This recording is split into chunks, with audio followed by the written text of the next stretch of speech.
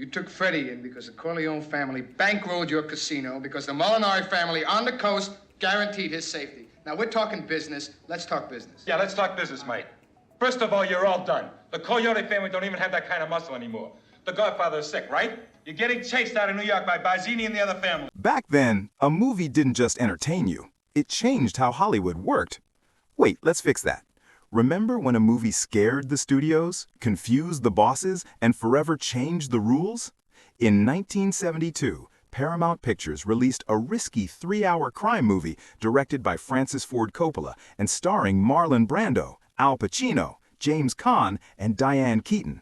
It was based on a cheap-looking bestseller that nobody at the studio really trusted, and the project almost fell apart many times before it ever reached theaters. But somehow, The Godfather survived, and then it became the example everyone followed.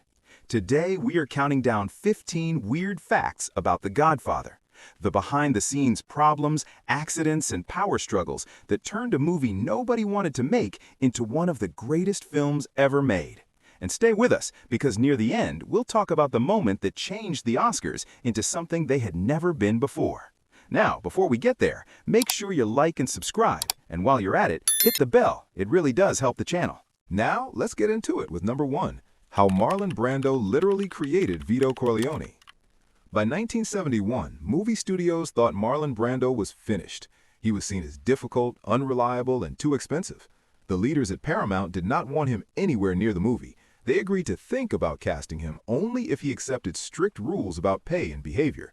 Brando took this very personally, so Francis Ford Coppola secretly brought a camera into Brando's house to film an unofficial screen test. And Brando went full mad scientist. He slicked his hair back using black shoe polish to make himself look older. He stuffed cotton balls into his cheeks to create that droopy bulldog-style jaw. He put on a silk robe, slouched his shoulders, and completely changed his posture on grainy 16mm film. Marlon Brando completely disappeared. When the studio executives finally saw the footage, they did not even recognize him. According to legend, one of them asked, "Who is this old Italian guy?" That was the moment Brando won the role.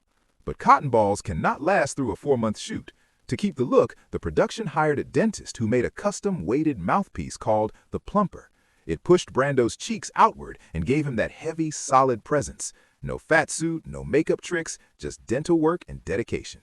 The original prosthetic still exists today, sitting in a museum like a sacred object in acting history. Then came the voice. Brando did not want the loud, chest-pounding gangster style. Instead, he based Vito Corleone's soft, raspy whisper on real mob boss Frank Costello, whom he had watched testifying on television in the early 1950s. Costello spoke quietly, forcing everyone else to lean in. Did not Mr. Irving Sherman introduce you to a man named James McLaughlin, who worked for the telephone company? Not to my recollection. Brando understood that real power does not need to shout. And just like that, using shoe polish, cotton balls, and help from a dentist, Marlon Brando turned Mario Puzo's words into one of the most unforgettable performances in movie history. Number 2. The day New Hollywood accidentally created the blockbuster. In 1972, The Godfather did something Hollywood truly did not expect. It did not just do well, it completely changed the idea of how much money a serious movie could make. When it premiered, The Godfather earned an amazing $133 million in North America. That was enough to be compared with Gone with the Wind. For 3 years, Coppola's dark adult drama was the biggest movie in the world. No toys, no tricks, no happy family story, just power, family, and consequences. Then 1975 arrived. Steven Spielberg released Jaws, and everything changed. The Godfather had slowly spread through high-quality theaters using word of mouth. Jaws exploded everywhere at the same time, creating the wide release and the big summer marketing push. The Godfather was a movie you quietly thought about. Jaws was a movie you screamed through. By the end of that summer, The Shark had broken Vito Corleone's record, becoming the first movie to earn more than $100 million in a single theater run. Hollywood quickly learned the wrong lesson. Before Jaws, studios looked for novelists and creative directors. After Jaws, they searched for simple one-sentence ideas that could sell popcorn and toys. And here is the Gen X irony. We grew up watching The Godfather late at night on cable, taking in its seriousness and depth, while spending our pocket money on the blockbuster spectacle that Jaws made unavoidable. One movie proved that art could rule the box office. The other basically made sure it would never happen that way again. Number 3. That Little Dwarf versus the studio suits. In 1971, Al Pacino was a thin, intense stage actor with only one small movie on his record, The Panic in Needle Park.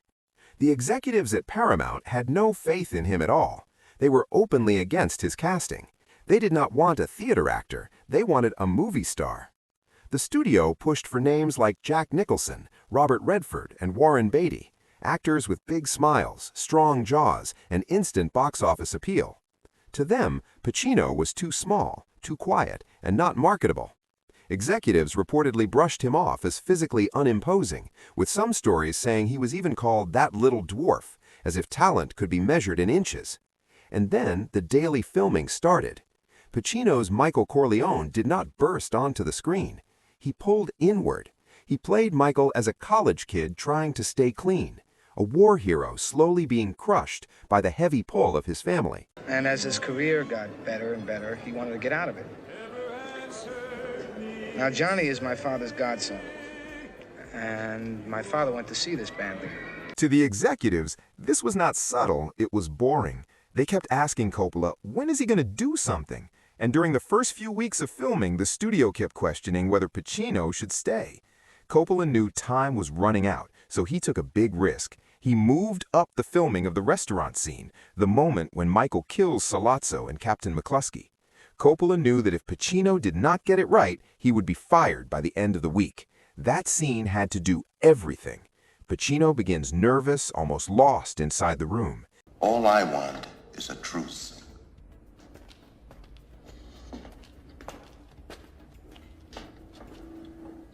I have to go to the bathroom.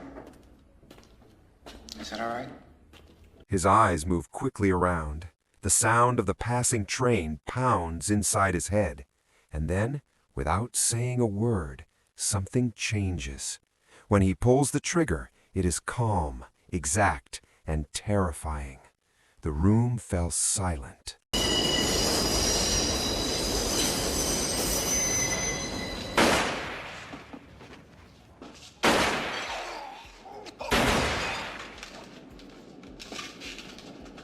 That was the moment the studio finally saw it, the power hiding inside the man they had dismissed.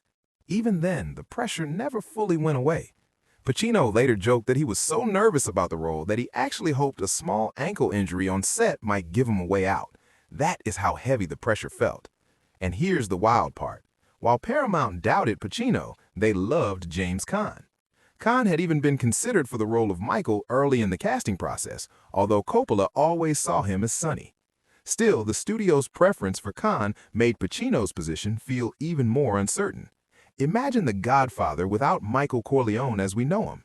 Movie history came very close to taking a completely different path. Number 4. The slap heard around the world. The scene is unforgettable. Johnny Fontane, the washed-up singer, is crying in Don Corleone's office about a movie role he lost. He is whining, getting more upset, and Vito Corleone has had enough. Then it happens. The Don stands up, grabs Johnny by the shoulders, and delivers a sharp slap right across his face. Oh, Godfather, I don't know what to do. I don't know what to do. You can act like a man! What's the matter with you? Is this how you turn out a Hollywood Pinocchio that cries like a woman? What can I do? What can I do? That moment wasn't written exactly the way it plays on screen. In early drafts of the script, Vito was only meant to scold Johnny, but Marlon Brando made it physical, turning a simple lecture into something sharper and more humiliating. Johnny wasn't just complaining, he was embarrassing himself, and Brando believed Vito Corleone would never allow that. Johnny Fontane was played by Al Martino, a real-life singer with very little acting experience. Facing Brando, already nervous and clearly outmatched, Martino didn't need to act scared. The imbalance was real. If you watch closely, his reaction isn't acting, it's stiff, unsure, like a man who suddenly realizes he has gone too far. That's when Brando snaps, "Act like a man." Whether the line was improvised or just delivered with strong emphasis, the effect was huge. Moments later, Vito is calm, stroking a cat and speaking softly. Now he is pure authority with barely contained menace. The message lands immediately. Vito's kindness is conditional, his discipline is not. Everyone in the room, Duval, Castellano, doesn't break. The power balance has been set. Martino was thrown into the deep end, and the scene never recovers from that shock, in the best way possible. There is no polish, no safety net, just raw discomfort. And that's why it works. In the Corleone family, sympathy has limits, but respect does not. Number 5. The Stray That Stole the Show. The Godfather opens with one of the most famous images in movie history. Amerigo Bonacera pleads for justice while Marlon Brando's Don Corleone sits calmly in the shadows, stroking a cat. The cat was never in the script. On the day of filming, Francis Ford Coppola found a stray wandering on the Paramount lot and handed it to Brando just before the cameras rolled. No rehearsal, no plan, just instinct. Brando, a lifelong animal lover, immediately made it part of the performance. A man calmly talking about violence, betrayal, and murder while gently soothing a purring creature. The contrast was perfect, power wrapped in softness, a predator at rest. But the improvisation caused a real problem. The cat was so comfortable in Brando's lap that it purred constantly, loud enough to interfere with the dialogue recording. The sound team couldn't fix it on set, and Brando later had to re-record much of the scene in post-production. Even so, the cat's presence remained. It didn't just survive the edit, it defined the moment. That single unplanned choice helped make Don Corleone something new. Not a shouting gangster, but a calm, controlled force capable of tenderness and brutality at the same time.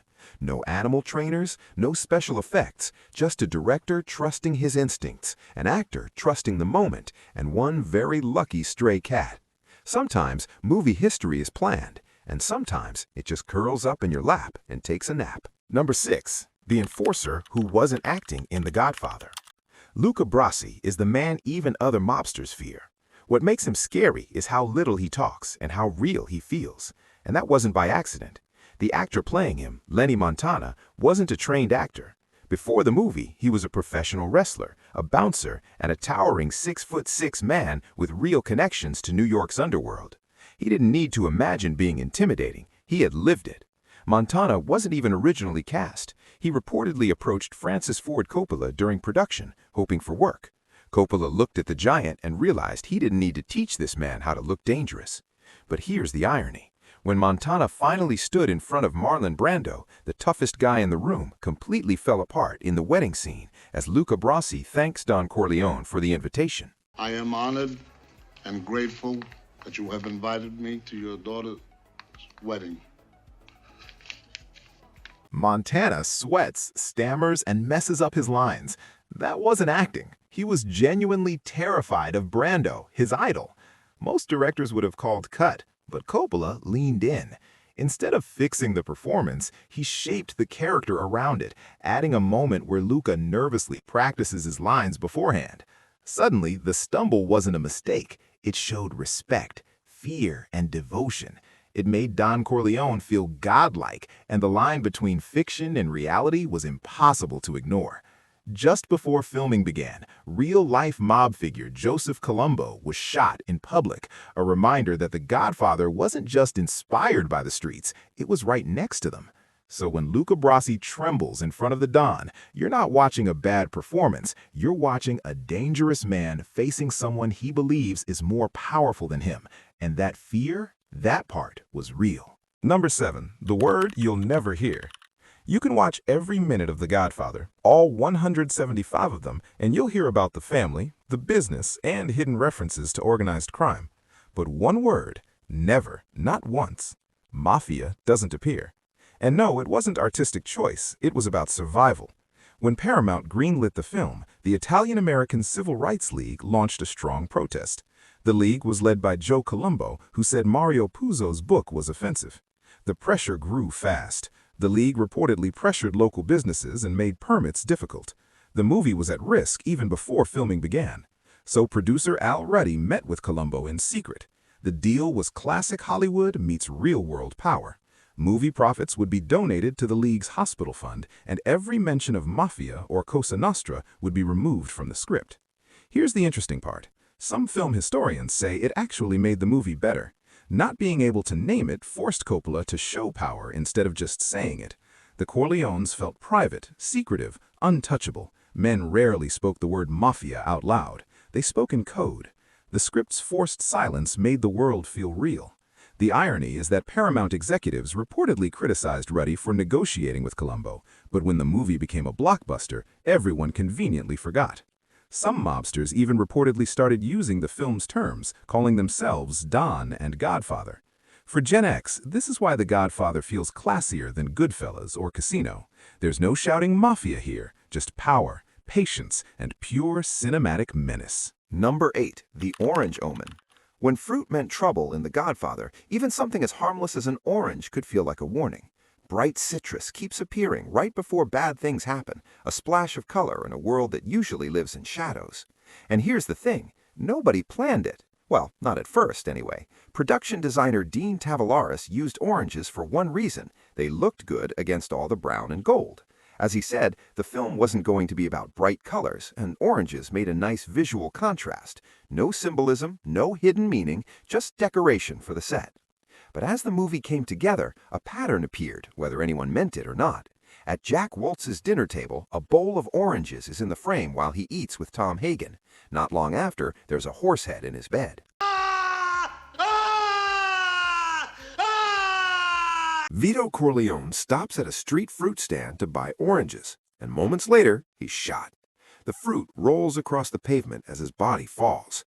At the meeting of the 5 families, fruit bowls sit on the table, including oranges, surrounded by men whose fates are already decided. And then there's Vito's final scene. He's playing with his grandson in the garden, cutting an orange and putting the rind over his teeth to make a funny monster face. The kid laughs. Vito collapses. Heart attack. Gone. Every single one of these moments is from the first film.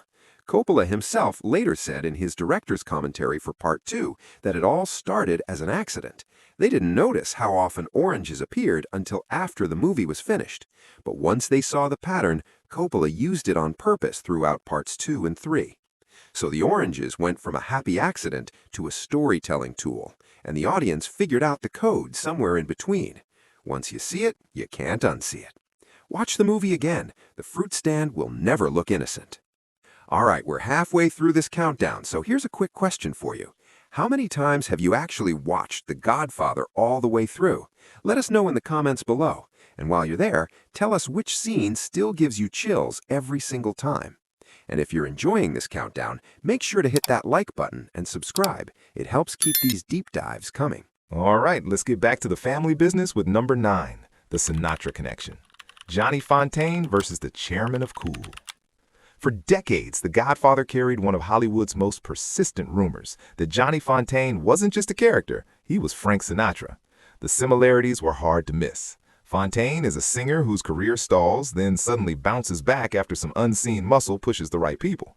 Sinatra's own career hit a low point in the early 1950s before roaring back with From Here to Eternity, a comeback long surrounded by whispers of mob influence. Those whispers were never proven, and Sinatra denied them for the rest of his life. But when Mario Puzo introduced Johnny Fontane, the resemblance was close enough to make people nervous, especially Sinatra himself. Before filming even began, Puzo later said Sinatra confronted him at Chasen's restaurant in Beverly Hills. According to Puzo, Sinatra exploded, shouting insults, making threats, and making it very clear he believed the character was about him. Puzo insisted it wasn't, and technically he was right. He later said Johnny Fontane was a mix of several singers, careers, and Hollywood power stories, but he also admitted he understood exactly why Sinatra took it personally. Publicly, Coppola and Puzo denied any direct connection. Privately, the resemblance did its job. The studio cast Al Martino and let the audience make the connection themselves. The controversy became part of the film's mystique.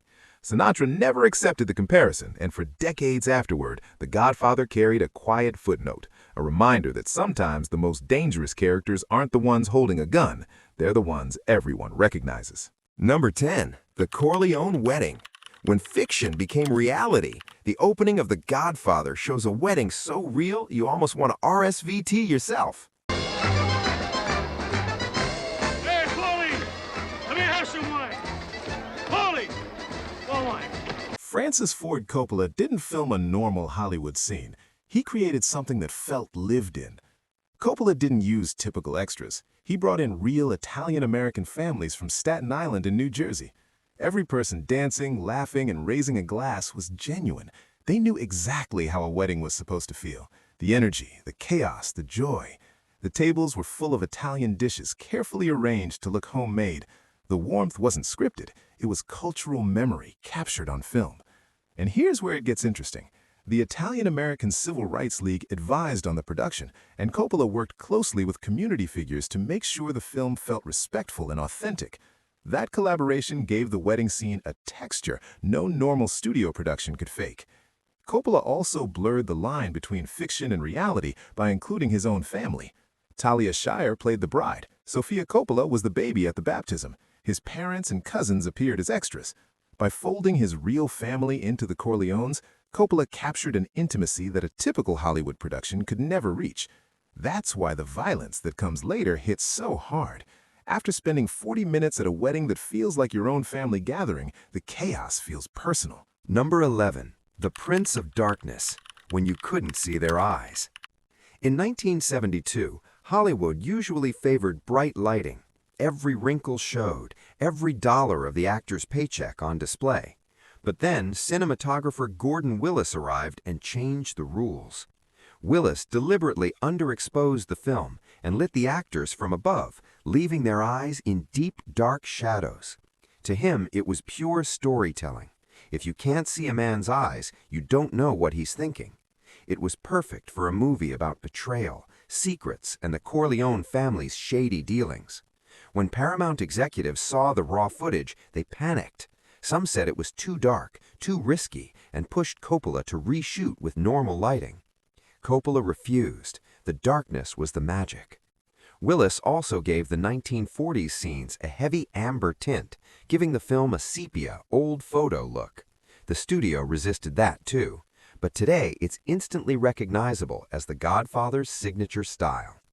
His bold lighting choices helped change how crime films were shot, influencing the darker, moodier cinematography in movies like The French Connection and later in shows like The Sopranos. And then he's saying, to our new boss, salute. To Junior. Junior. The industry called him the Prince of Darkness, and he wore it like a badge of honor. For those of us who watched this on old CRT TVs in the 80s and 90s, it often made us wonder if something was wrong with our sets. No, it was pure Gordon Willis genius. Number 12. The Toll Booth Massacre, a $100,000 minute of carnage. In 1972, Francis Ford Coppola staged one of the most shocking death scenes audiences had ever seen. Sonny Corleone's ambush at the toll booth.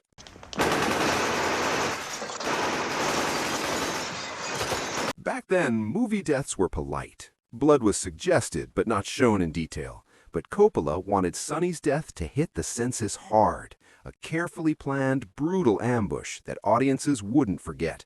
To make it happen, they built a custom toll booth and set up the scene with practical effects, all for a single on-screen minute.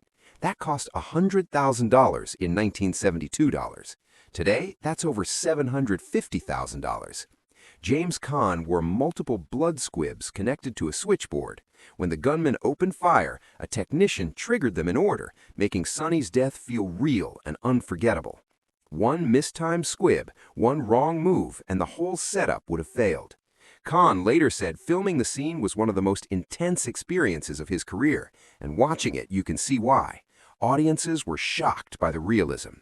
The toll booth sequence helped push Hollywood toward showing more realistic violence, influencing filmmakers for decades.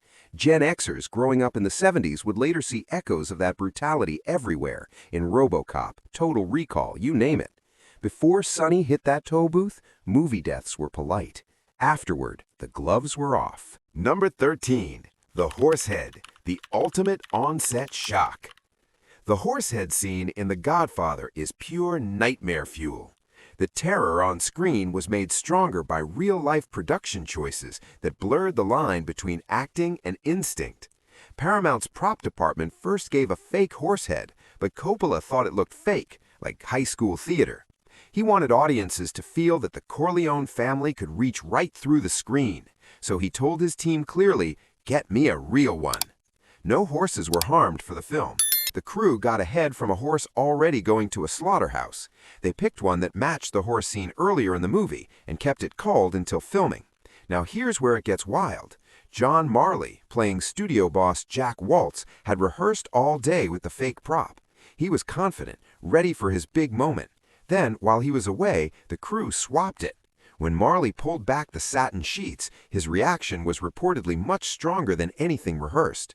Coppola kept the cameras rolling, capturing something raw and unforgettable. It worked. Back then, film sets had fewer rules, and directors sometimes used extreme methods to get a powerful effect.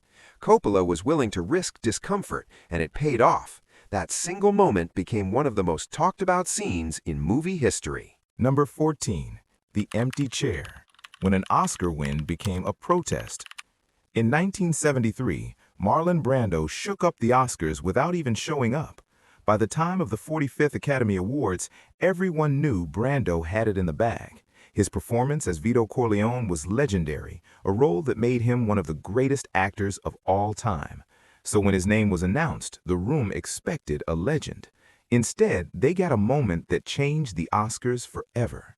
Brando didn't just skip the ceremony, he boycotted it. He was angry about Hollywood's long history of portraying Native Americans as stereotypes and decided the biggest night in movies was the perfect place to make a statement. So he stayed home.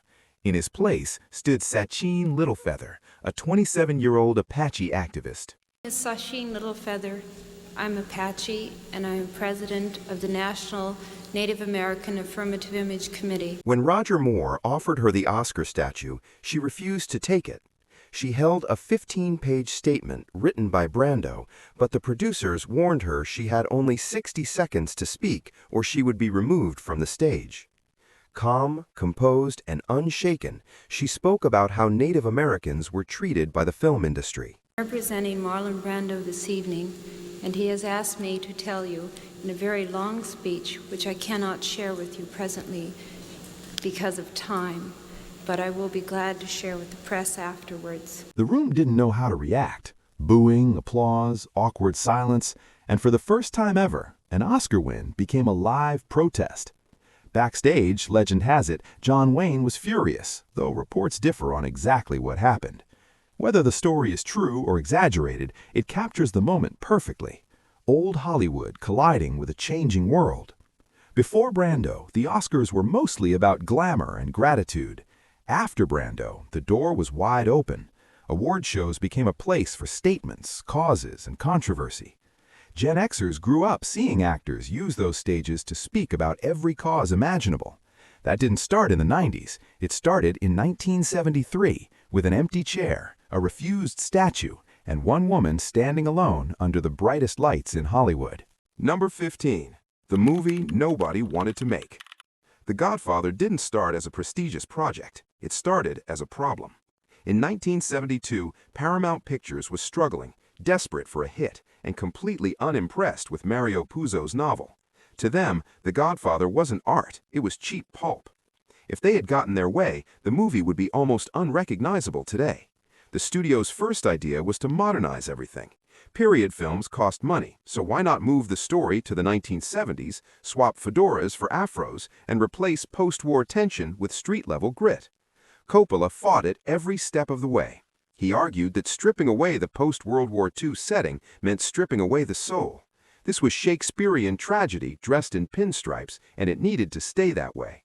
Coppola wasn't the studio's dream choice, or even their backup. Nearly every major director in Hollywood turned a project down. Coppola finally got the job because he was young, inexpensive, and Paramount assumed he would be easy to control. They could not have been more wrong. The studio hated the casting. Brando was considered washed up. Pacino was a nobody with no screen presence. At one point, executives even pushed for Ernest Borgnine to play Don Corleone. And even after filming began, Coppola was never safe. Paramount thought he was too artsy, too slow, and too unpredictable. They had replacement directors quietly waiting. One missed deadline, one wasted day of shooting, and he would have been gone. Every studio visit felt like an execution, and Coppola later said he expected the sound of a firing squad whenever the suits showed up on set. Then came the finished footage. Paramount hated the shadows, they hated the slow pace, and wanted a tight 2-hour cut. Executives criticized Roda's Italianate score and dismissed much of the film as uncommercial. The notes kept coming, but Coppola ignored them. The movie didn't become a masterpiece because of studio notes. It survived because Coppola, Puzo, Gordon Willis, and Brando closed ranks like a family. They protected the vision, ignored the panic, and trusted the story. When the film exploded into a cultural phenomenon, the same studio that tried to gut it suddenly couldn't stop taking credit. The suits wanted something safe, trendy, and forgettable. The artists wanted something dark, patient, and timeless. Thankfully, in this case, the artists won, and cinema was never the same. Looking back now, it's almost impossible to imagine a world where The Godfather didn't exist exactly as it does. Some movies don't just age well, they make everything that comes after answer to them. That's why 50 years later, we're still talking about it, still quoting it, and still measuring every crime movie against it. If you enjoyed this countdown, make sure to check out our other Weird Facts videos and tell us in the comments what classic film you want us to cover next.